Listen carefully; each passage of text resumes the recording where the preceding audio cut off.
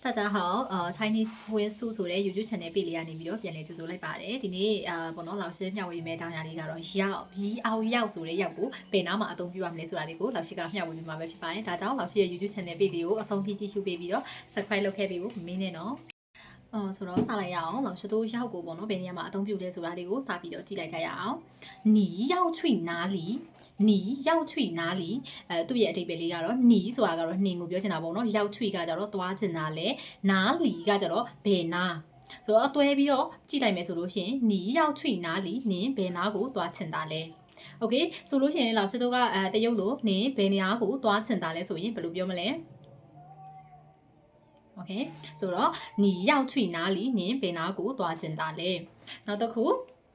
我要去中国我要去中国我ဆိုတာကကြတော့ကျွန်တော်ရောက်去သွားချင်တယ်中国ဆိုတာကကြတော့တရုတ်ကိုပြောချင်တာပေါ့နော်ဆိုတော့我要去中国ကျွန်တော်တရုတ်ကိုသွားချင်ပါတယ်โอเคဒါဆိုလို့ရှိရင်လိုက်ပြောကြည့်ရအောင်ကျွန်တော်တရုတ်ကိုသွားချင်ပါတယ်ဆိုရင်ဘယ်လိုပြောမလဲโอเคကောင်းပါပြီ我要去中国ကျွန်တော်တရုတ်ကိုသွားချင်ပါတယ်နောက်တစ်ခုကကြတော့你要买什么水果你要买什么水果အဲ့မှာသူ့ရဲ့အဓိပ္ပာယ်လေးကကြတော့你ကကြတော့你要ကကြတော့要买ကကြတော့ဝယ်ချင်တာလေ要买ရဲ့အဓိပ္ပာယ်ကကြတော့ဝယ်ချင်တာလေ什么ကကြတော့ဘာ水果ကကြတော့တစ်တီးကိုပြောချင်တာပေါ့နော်တစ်တီးပန်းတီးပါညာအဲ့လိုမျိုးအစုံပြောချင်တာ水果ကကြတော့တစ်တီးကိုပြောချင်တာပါဆိုတော့ဒါလေးကိုတွဲပြီးတော့ဖတ်လိုက်ကြမယ်你要买什么水果ဆိုတော့နင်းဘာတစ်တီးဝယ်ချင်တာလဲကဲတရုတ်လိုနေတစ်တီးဝယ်ချင်တာလဲဆိုရင်ဘယ်လိုပြောမလဲကောင်းပါပြီဆိုတော့နင်းဘာတစ်တီးဝယ်ချင်တာလဲ你要买什么水果โอเคနောက်တစ်ခုကကြတော့我要买苹果我要买苹果我要买苹果我ဆိုတာကကြတော့ကျွန်တော်要买ဝယ်ချင်ပါတယ်苹果ကကြတော့ပန်းတီးကိုဆိုလိုတာပါဆိုတော့我要买苹果ကျွန်တော်ပန်းတီးဝယ်ချင်ပါတယ်ဆိုတော့ကျွန်တော်ပန်းတီးဝယ်ချင်ပါတယ်ဆိုတာကိုတရုတ်လိုဘယ်လိုပြောမလဲကျွန်တော်ပန်းတီးဝယ်ချင်ပါတယ်ဆိုလို့ရှိရင်我要买苹果我要买苹果 OK နောက်တစ်ခုကြည့်လိုက်ကြမယ်你要什么你要什么你要什么你ဆိုတာကကြတော့နင်ပေါ့နော်要什么ကကြတော့ပါလို့ခြင်းလဲ你要什么ဆိုတော့နင်ပါလို့ခြင်းလဲဆိုလို့တရုတ်လိုဘယ်လိုပြောမလဲ OK 你要什么နင်ပါလို့ခြင်းလဲ我要钱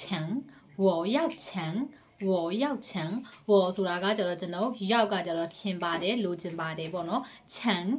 ကကြတော့ပတ်စံကိုပြောချင်တာပေါ့နော်ချန်ချီယန်ချန်ကကြတော့ပတ်စံဆိုတော့ကျွန်တော်ပတ်စံလိုချင်ပါတယ်ဆိုရင်我要钱ဒါကိုတရုတ်လိုဘယ်လိုပြောမလဲโอเค我要钱ကျွန်တော်ပတ်စံလိုချင်ပါတယ်နောက်တစ်ခုကကြတော့我要时间我要时间我要时间我ကျွန်တော်ရောက်ကကြတော့ချင်ပါတယ်လိုချင်ပါတယ်时间ကကြတော့တရုတ်လိုအချိန်လို့ဆိုလိုပါတယ်ဆိုတော့ကျွန်တော်အချိန်လိုပါတယ်ဆိုလို့ရှိရင်我要时间我要时间โอเคလိုက်ပြောကြည့်ရအောင်ကောင်းပါပြီနောက်တစ်ခု天要黑了天要黑了အဲ့ဒီအဓိပ္ပာယ်လေးကကြတော့ထျမ်းကကြတော့သူကဘယ်လိုပြောနော်ညနေခင်းပေါ့နော်အဲ့လိုမျိုးယာတီဥတုပေါ့နော်ထျမ်းကကြတော့ပြောချင်တာရောက်ချင်တယ်ဟေးကကြတော့သူကမဲတယ်လို့အဓိပ္ပာယ်ရတယ်ဒါပေမဲ့ဒီမှာကြတော့ဒီတနေ့ရဲ့ယာတီဥတုကိုပြောတဲ့ခါမှာကြတော့ထျမ်းရောက်ဟေးလဆိုလို့ရှိရင်မိုးချုပ်တော့မယ်လို့ပြောပါတယ်ထျမ်းရောက်ဟေးလမိုးချုပ်တော့မယ်ထျမ်းရောက်ဟေးလမိုးချုပ်တော့မယ်ကဲမိုးချုပ်တော့မယ်ကိုတရုတ်လိုဘယ်လိုပြောမလဲOK 天要黑了မိုးချုပ်တော့မယ်နောက်တစ်မျိုးကကြတော့要下雨了要下雨了要下雨了ရောက်ကကြတော့မယ်တော့မယ်အဓိပ္ပာယ်ရတယ်ပေါ့နော်下雨ကကြတော့တရုတ်လိုမိုးရွာသည်လို့အဓိပ္ပာယ်ရပါတယ်下雨ရဲ့အဓိပ္ပာယ်ကမိုးရွာသည်လို့အဓိပ္ပာယ်ရပါတယ်ဆိုတော့ပေါင်းဖတ်လိုက်မယ်要下雨了မိုးရွာတော့မယ်要下雨了မိုးရွာတော့မယ်ဆိုပြီးတော့အဓိပ္ပာယ်ရပါတယ်ကောင်းပါပြီဆိုတော့အခုဒီနေ့ပေါ့နော်စိုးမြဝေးပေးတယ်ရောက်ကိုပေါ့နော်ဘယ်နားမှာအသုံးပြုရမလဲဆိုတာလေးကိုအားလုံးပဲသိကြမယ်လို့ဟောစစ်ထင်ပါတယ်ပေါ့နော်နောက်ထပ်ဗီဒီယိုတွေမှာလည်းဒီပုံမပြီးတော့အသုံးဝင်တဲ့စလုံးလေးတွေလွယ်ကူရှင်းလင်းတဲ့နေ့စဉ်သုံးစကားပြောလေးတွေကိုမျှဝေပေးမှာဖြစ်လို့老师ရဲ့ဒီ YouTube channel လေးကိုအမြဲအဆက်မပြတ်စောင့်ကြည့်ပေးပါလို့ပြောချင်ပါတယ်ရှင်下次再见哦